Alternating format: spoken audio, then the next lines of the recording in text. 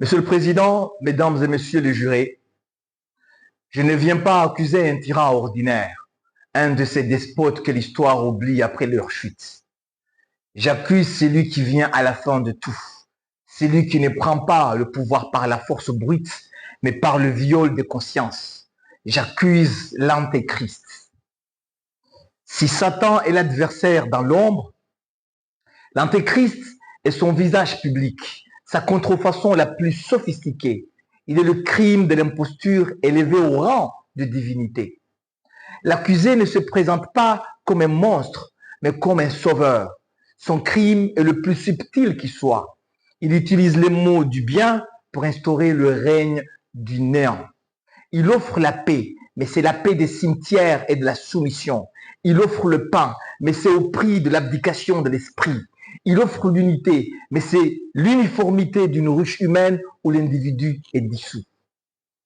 J'accuse l'antéchrist d'être le parodiste du sacré. Il n'est pas l'opposé de la lumière. Il est le trou noir qu'il absorbe pour mieux nous égarer. L'antéchrist est le maître d'une religion de l'immédiateté. Il vient dire à l'homme, tu n'as pas besoin du ciel, je ferai de la terre ton paradis. En promettant de supprimer la souffrance, il supprime la profondeur. En promettant de supprimer la mort par la technique, il supprime ce qui donne son prix à la vie. Il veut transformer l'humanité en un troupeau géré par des algorithmes et des miracles technologiques. Son projet est de tuer en nous la soif d'absolu pour la remplacer par le confort de la matière. C'est l'euthanasie de l'âme humaine sous anesthésie de plaisir. L'accusé est le précurseur d'un totalitarisme que nous n'avons jamais connu, celui qui s'exerce au nom du bonheur de tous. Sous son règne, celui qui refuse de s'incliner n'est pas seulement un rebelle. Il est désigné comme un ennemi de l'humanité, un obstacle à la paix universelle. J'accuse l'antéchrist de préparer le monde à une surveillance totale des cœurs, où la charité est remplacée par l'organisation et la foi par l'évidence de sa propre gloire. Il est le point culminant de l'orgueil technocratique. Mesdames et messieurs les jurés, ne vous laissez pas abuser par son charisme, par ses solutions miracles aux crises du siècle, par sa main tendue qui semble guérir les plaies du monde.